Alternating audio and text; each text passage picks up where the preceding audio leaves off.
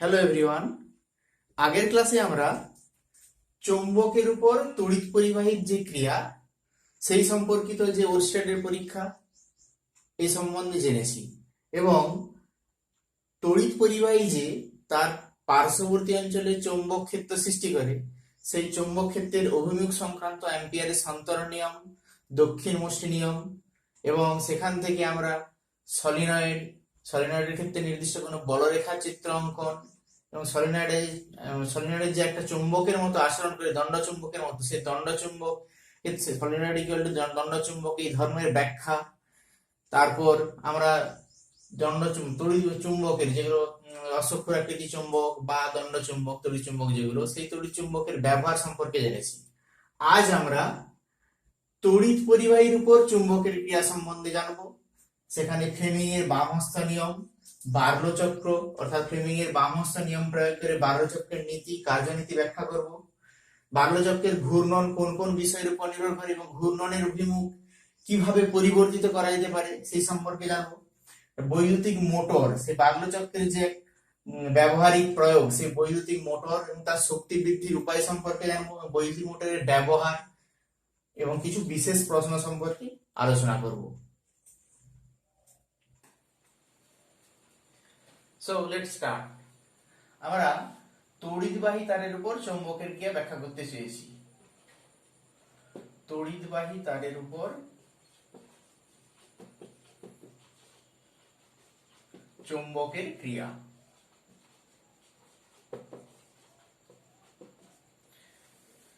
এর আগে আমরা চৌম্বকের উপর কোন তড়িৎ পরিবাহীর যে ক্রিয়া সে সম্পর্কে জেনেছি। সেক্ষেত্রে কি ঘটনা ঘটেছিল, সেক্ষেত্রে কোন একটা তড়িৎবাহী তার সেই তারের বরাবর যদি কোন একটা প্রবাহ যায় আই, যার ফলে তার পার্শ্ববর্তী অঞ্চলে একটা চৌম্বক ক্ষেত্রের সৃষ্টি হয়েছিল এবং একটা দণ্ড চুম্বকের এন মেরু বা এস মেরুকে যদি আমরা কাছে নিয়ে আসতাম, সেই দণ্ড চুম্বকের এন মেরু বা এস মেরু ওই নির্দিষ্ট চৌম্বক ক্ষেত্র বরাবর বিক্ষেপিত হতো অর্থাৎ বেঁকে যেত। তাহলে এক্ষেত্রে নিউটনের তৃতীয় গতিসূত্র অনুযায়ী যেমন ভাবে তড়িৎবাহী তার চুম্বকের উপর একটা বিক্ষেপণ বল প্রয়োগ করছে একই অর্থাৎ ক্রিয়া সৃষ্টি করেছে, একই রকম ভাবে বলতে পারি চৌম্বক ও তড়িৎবাহী তারের উপর একটা উল্টো দিকে বিপরীত বল প্রয়োগ করবে, যেটাকে বলা হচ্ছে প্রতিক্রিয়া বল। এবং এই চুম্বক যে তড়িৎবাহী তারের উপর বল ক্রিয়া করছে সেটাকে সেই যে প্রভাব সেটা হচ্ছে তড়িৎবাহী তারের উপর চৌম্বকের ক্রিয়া। এ সংক্রান্ত আমাদের ফ্লেমিং এর বাম হস্ত নিয়ম সম্পর্কে জানতে হবে। কোন চৌম্বক ক্ষেত্র বি তে কোন তড়িৎবাহী তারকে রাখলে সেই তড়িৎবাহী তারের উপর ক্রিয়াশীল বলের অভিমুখ কি হবে সেটা নির্ধারিত হচ্ছে ফ্লেমিং এর বাম হস্ত নিয়ম।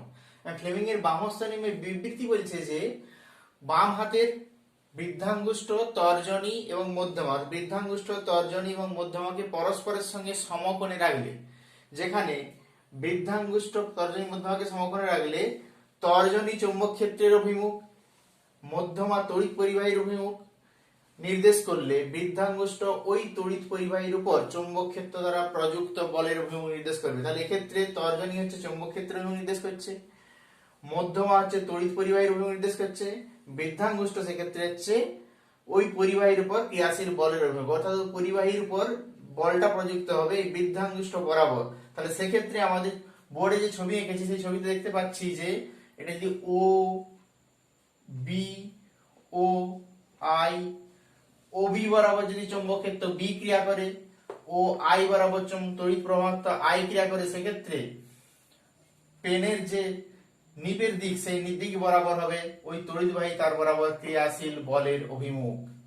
এটা হচ্ছে ফ্লেমিং এর বামস্থ নিয়ম। এর সাহায্যে আমরা চৌম্বক ক্ষেত্র দ্বারা তড়িৎ পরিবাহীর উপর ক্রিয়াশীল বলের দিক বা অভিমুখ নির্ধারণ করতে পারলাম। অর্থাৎ আমরা বলতে পারি অভিমুখটা নির্ধারিত হচ্ছে কিসের উপর নির্ভর করছে, চৌম্বক ক্ষেত্রের উপর এবং তড়িৎবাহী তারে তড়িৎ প্রবাহের দিকের উপর নির্ভর করছে। তাই বলতে পারি যে ক্রিয়াশীল বলের অভিমুখ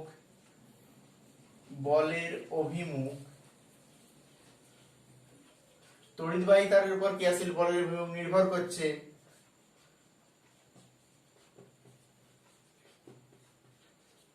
এক নম্বরে হচ্ছে চৌম্বক ক্ষেত্রের উপর, চৌম্বক ক্ষেত্রের অভিমুখের উপর,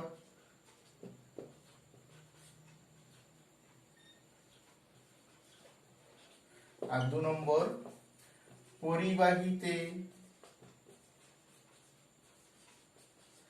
তড়িৎ প্রবাহের অভিমুখের উপর।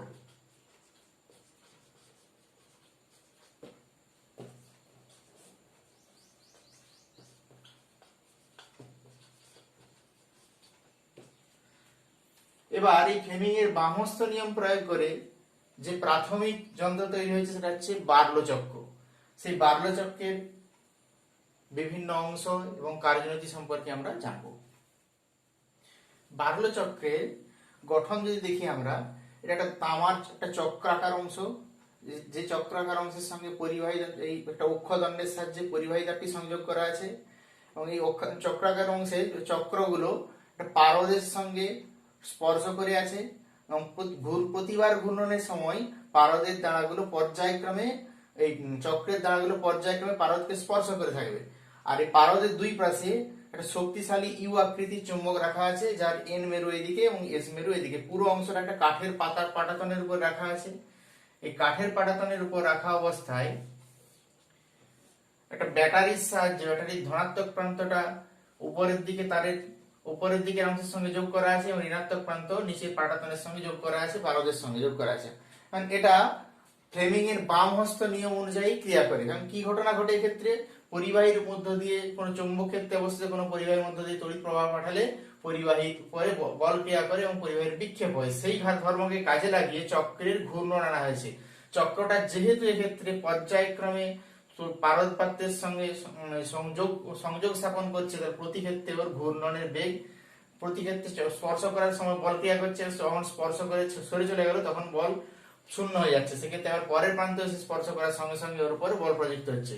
এখন এক্ষেত্রে বার্লো চক্রে কি ঘটনা ঘটছে, ফ্লেমিং এর বামহস্ত নিয়ম যদি আমরা দেখি, এখন এটা ছিল আমাদের এক্ষেত্রে ফ্লেমিং এর বামহস্ত নিয়মে, এটা ছিল আমাদের বি চৌম্বক ক্ষেত্রের দিক, এটা ছিল আমাদের তড়িৎ প্রবাহ আয়ের দিক, সেক্ষেত্রে ক্রিয়াশীল বলের অভিমুখ এটা ছিল।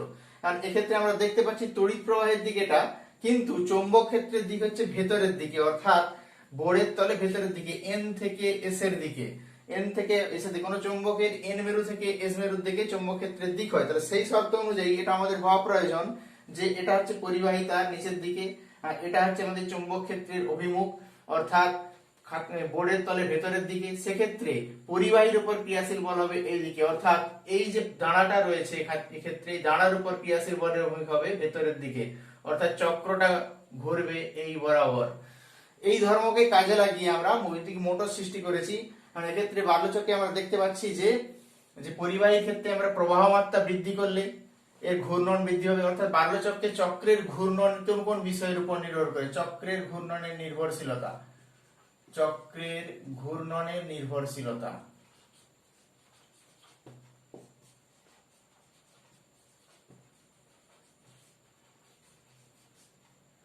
চক্রের ঘূর্ণন নির্ভর করছে পরিবাহীতে কত প্রবাহ পাঠিয়েছি, অর্থাৎ তড়িৎ প্রবাহের উপর। তড়িৎ প্রবাহের উপর তড়িৎ প্রবাহ যদি বৃদ্ধি করি আমরা, অর্থাৎ আই যদি বৃদ্ধি করি, সেক্ষেত্রে আমরা কি করতে পাবো যে চক্রের ঘূর্ণন বেগ বৃদ্ধি পাচ্ছে, অর্থাৎ যে বেগে ওটা ঘোরার কথা তার চেয়ে বেশি বেগে ঘুরবে। সেক্ষেত্রে আমরা কিভাবে বাড়াতে পারি চক্র প্রবাহ, এক্ষেত্রে একটা ব্যাটারির পরিবর্তে পরপর অসংখ্য ব্যাটারিকে শ্রেণী সমবায়ে যোগ করতে পারি, সেক্ষেত্রে আমাদের প্রবাহ বৃদ্ধি পাবে। 2 নম্বর ক্ষেত্রে যে চুম্বকটা ব্যবহার করেছি, চুম্বকের শক্তি বৃদ্ধি করা, চুম্বকের শক্তি বৃদ্ধি করতে পারলে, চুম্বকের শক্তি বৃদ্ধি করলে তড়িৎ প্রবাহ বৃদ্ধি, আর এটা হচ্ছে চুম্বকের শক্তি বৃদ্ধি। চুম্বকের শক্তি বৃদ্ধি করলে বি বৃদ্ধি পাবে, অর্থাৎ বি বৃদ্ধি পেলে এর ঘূর্ণন বেগ বৃদ্ধি হবে, তার কারণ চুম্বক বলের মান এক্ষেত্রে চুম্বক ক্ষেত্র এবং তড়িৎ প্রবাহ মাত্রা উভয়ের উপর নির্ভরশীল। এবার ঘূর্ণনের আমরা বেগ বৃদ্ধির ক্ষেত্রে দেখলাম, কিন্তু আমাদের ক্ষেত্রে বেগের দিক, অর্থাৎ কোন দিকে ঘুরবে, ক্লকওয়াইজ না অ্যান্টি ক্লকওয়াইজ, ঘড়ির কাঁটার দিকে না ঘড়ির কাঁটার বিপরীতে, সেই ঘূর্ণনটা নির্ভর করছে কিসের উপর, তাহলে ঘূর্ণনের দিক, ঘূর্ণনের অভিমুখ কোন দিকে।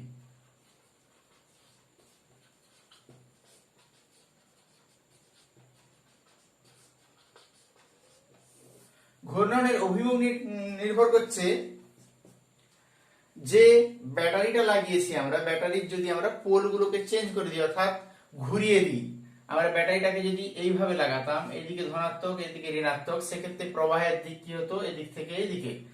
আগের প্রবাহের দিক কোন দিকে ছিল, এদিক থেকে এইদিকে। অর্থাৎ প্রবাহের দিক পরিবর্তন করলে ঘূর্ণনের দিক উল্টে যাবে। সেক্ষেত্রে আমরা কি পাবো, সেক্ষেত্রে প্রবাহের দিক উপরের দিকে অর্থাৎ এই বরাবর। তাহলে আমাদের এটা প্রবাহের দিক ছিল, তাহলে প্রবাহের দিক এই বরাবর, এবং চৌম্বক ক্ষেত্র হচ্ছে ভেতরের দিকে, সেক্ষেত্রে বল হবে এই বরাবর। আবার যদি আমরা চৌম্বক ক্ষেত্রের অভিমুখ পরিবর্তন করে দিই, অর্থাৎ এন মেরুর জায়গায় এস মেরু এবং এস মেরুর অবস্থানে এন মেরু নিয়ে আসি, তাহলে চৌম্বক ক্ষেত্রের দিক পরিবর্তন করলে সেক্ষেত্রেও আমরা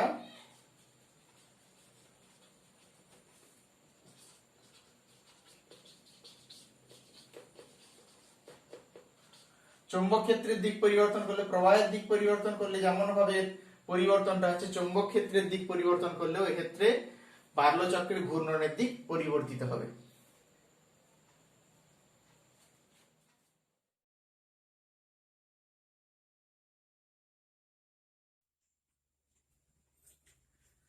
এবার আমরা আসি বৈদ্যুতিক মোটর, যেটা হচ্ছে বার্লো চক্রের একটা অ্যাপ্লিকেশন। এই বৈদ্যুতিক মোটর দুটো প্রকার, একটা ডিসি মোটর, একটা এসি মোটর। ডিসি মোটর মানে সমপ্রবাহ মোটর, যেটা কেবলমাত্র যেক্ষেত্রে প্রবাহ মাত্রা ধ্রুবক, অর্থাৎ আই যেক্ষেত্রে কনস্ট্যান্ট, অর্থাৎ আয়ের দিক পরিবর্তন হয় না। আর এটা হচ্ছে এসি মোটর বা পরিবর্তী মোটর, যেটা হচ্ছে পরিবর্তী প্রবাহতে ক্রিয়া করে। এক্ষেত্রে এই বৈদ্যুতিক মোটর যে নীতির উপর নির্ভর করে, সেই নীতি হচ্ছে বার্লো চক্রের নীতি, এবং এটা হচ্ছে ফ্লেমিং এর বামহস্ত নিয়মের উপর নির্ভর করে গঠিত। মানে এই বার্লো চক্রের নীতি বা ফ্লেমিং এর বামহস্ত নীতির যে প্রয়োগ বৈদ্যুতিক মোটর, সেই ডিসি মোটরের গঠন আমরা বর্ণনা করবো। এখন গঠনের ক্ষেত্রে আমরা বলতে পারি, প্রথম ক্ষেত্রে যেটা একটা ক্ষেত্র চুম্বক এনএস, ক্ষেত্র চুম্বক। এই ক্ষেত্র চুম্বকটা একটা অশ্বক্ষুরাতি চুম্বকের দুটো মেরু হতে পারে, এন মেরু, শক্তিশালী একটা ক্ষেত্র চুম্বক এক্ষেত্রে। আর এটা হচ্ছে আর্মেচার কুণ্ডলী।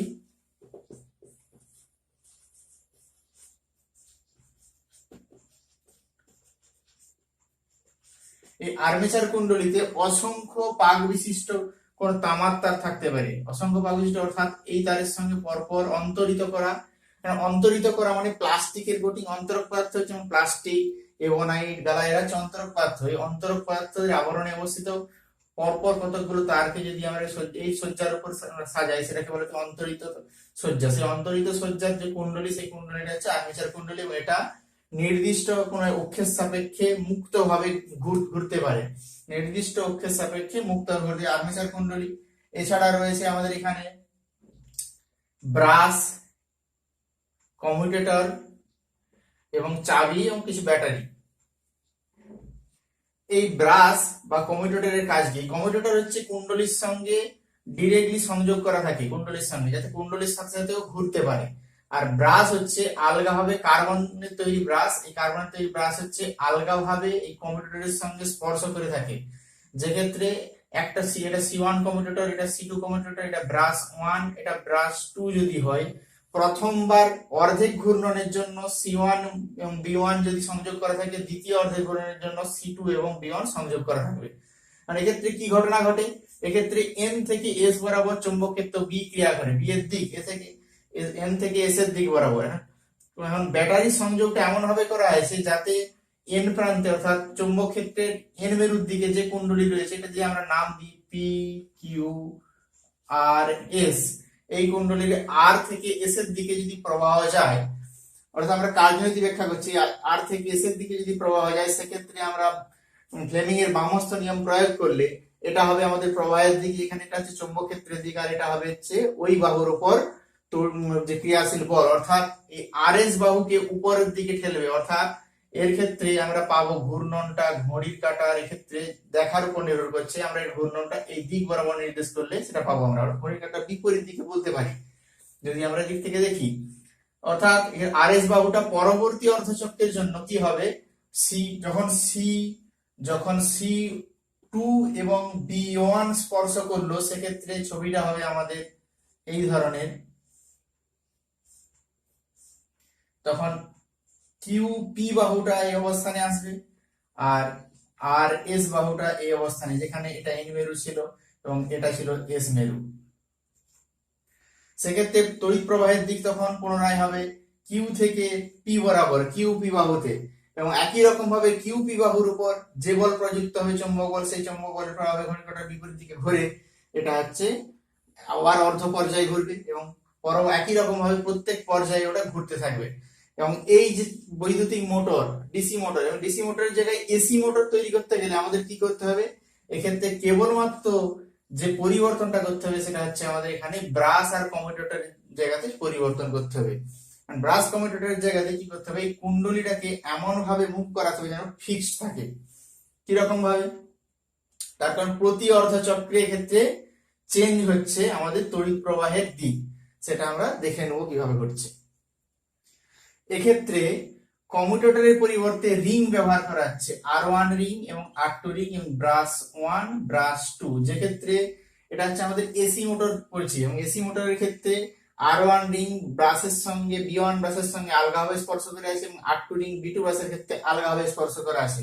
এবং এটা হচ্ছে এসি প্রবাহের দিক। এসি প্রবাহকে সাধারণত ঘিরে দিয়ে একটা ঢেউ খেলানো চিহ্ন অর্থাৎ সাইন কার্ভের মতো দেখানো হয়। কারণ এটা হচ্ছে এসি সোর্স, একটা এসি সোর্সের ক্ষেত্রে প্রথম অর্ধচক্রে, যেহেতু এসি প্রবাহ ক্ষেত্রে অভিমুখ পরিবর্তিত হয়, সেক্ষেত্রে প্রথম অর্ধচক্রে প্রবাহটা হবে ধরে নিচ্ছি এই দিকে, অর্থাৎ প্রবাহের দিক এটা। সেক্ষেত্রে এইদিকে নয়, সরি, প্রবাহের দিক হচ্ছে এটা, অর্থাৎ আমরা বলতে পারি সেক্ষেত্রে প্রবাহ হচ্ছে আর এস বাহুতে আর থেকে এসের দিকে। সেক্ষেত্রে ঘূর্ণন হবে ঘড়ির কাঁটার বিপরীত দিকে যেমন ভাবে রয়েছে। পরবর্তী অর্ধচক্রে কি হবে, এক পাক ঘোরার পর যখন প্রবাহের দিকটা চেঞ্জ হয়ে যাচ্ছে, অর্থাৎ ছবিটা যদি আমরা এঁকে দেখি, এখানে আমরা পাবো যে প্রবাহের দিকটা চেঞ্জ হয়ে গেল, অর্থাৎ আমরা পেলাম যে এই প্রান্তটা যেটা ছিল সেটা হলো এখানে হচ্ছে আর এস, আর এটা ছিল আমাদের পি কিউ। সেক্ষেত্রে প্রবাহের দিক চেঞ্জ হয়ে গেলে আমরা পাই যে পি কিউর সঙ্গে তখন প্রবাহের দিকটা পাচ্ছি আমরা পরবর্তী অর্ধচক্রে উল্টো দিকে, অর্থাৎ এইদিকে। মানে এর ফলে কি পাচ্ছি আমরা, তখন সেক্ষেত্রে প্রবাহের দিক আর এস বাহুতে এস থেকে আর এর দিকে, এবং পি কিউ বাহুতে পি থেকে কিউ দিকে, যেহেতু এদিকে এন মেরু এদিকে এস মেরু অবস্থান করছে, সেক্ষেত্রে আবার একই রকম ভাবে ঘড়ির কাঁটার বিপরীত দিকে ঘূর্ণন হবে, যার ফলে আমরা এসি মোটরের ক্রিয়াকলাপ আমরা দেখতে পাবো। বৈদ্যুতিক মোটরের শক্তি বৃদ্ধি করার ক্ষেত্রে বৈদ্যুতিক মোটরের যে পাক নিয়ে যে কুণ্ডলী আর্মেচার কুণ্ডলী রয়েছে তার পাক সংখ্যা বাড়াতে হবে। পাক সংখ্যা বৃদ্ধি করলে আমাদের শক্তি বৃদ্ধি ঘটানো যাবে। এছাড়া যে চুম্বক নিতে, শক্তিশালী চুম্বক নিতে হবে, অর্থাৎ শক্তিশালী চুম্বক নিতে হবে। শক্তিশালী চুম্বক নিলে কি হবে, শক্তিশালী চুম্বক নিলে ওর চুম্বক ক্ষেত্র বৃদ্ধি পাবে, সেক্ষেত্রে আমরা বৈদ্যুতিক মোটরের শক্তি বৃদ্ধি করতে পারি। এছাড়া আর্মেচার কুণ্ডলীর মধ্য দিয়ে তড়িৎ প্রবাহ যদি বৃদ্ধি করি আমরা, তড়িৎ প্রবাহ বৃদ্ধি করলে বৈদ্যুতিক মোটরের শক্তি বৃদ্ধি পাবে। বৈদ্যুতিক মোটরের যে ব্যবহারগুলো আছে সেই ব্যবহারগুলোর মধ্যে পাম্প, ফ্যান, বৈদ্যুতিক ফ্যান, বৈদ্যুতিক ট্রাম, বৈদ্যুতিক ট্রেন, এছাড়া ভাইব্রেটর, এই সমস্ত ক্ষেত্রে বৈদ্যুতিক মোটর ব্যবহৃত হয়। এখন আমরা একটা বিশেষ প্রশ্ন সম্বন্ধে আলোচনা করব যে বার্লো চক্রকে মোটর বলা যায় কিনা। বার্লো চক্রকে মোটর বলা যায় কিনা।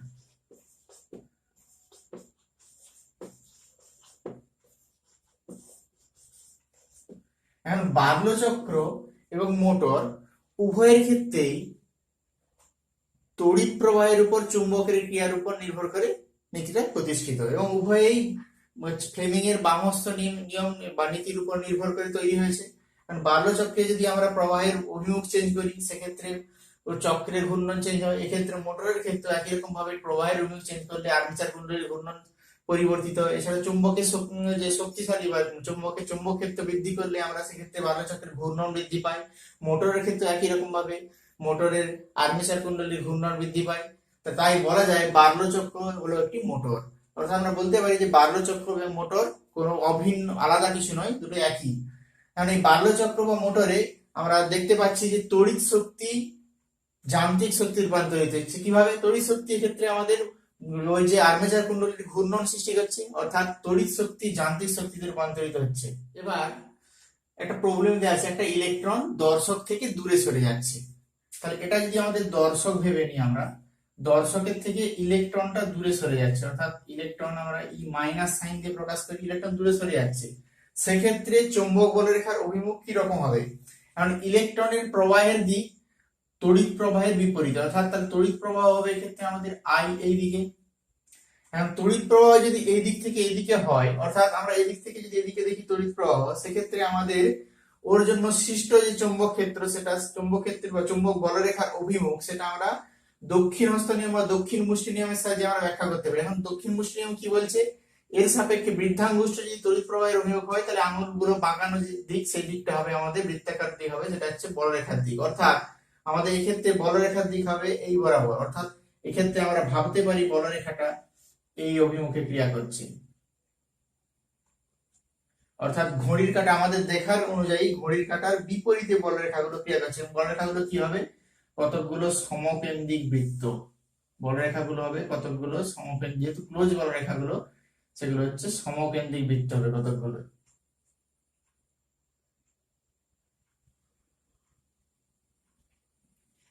তাহলে এই প্রবলেমের ক্ষেত্রে আমরা বলতে পারি ইলেকট্রন দর্শক থেকে দূরে সরে গেলে ওই দর্শক চৌম্বক বলরেখাগুলোর অভিমুখ বা চৌম্বক বলরেখাগুলো কি রকম দেখতে, সেটা দেখতে পাবে যে ঘড়ির কাঁটার বিপরীত দিক বরাবর কোন সমকেন্দ্রিক বৃত্ত, অনেকগুলো সমকেন্দ্রিক বৃত্ত। আজ এ পর্যন্তই। Thank you.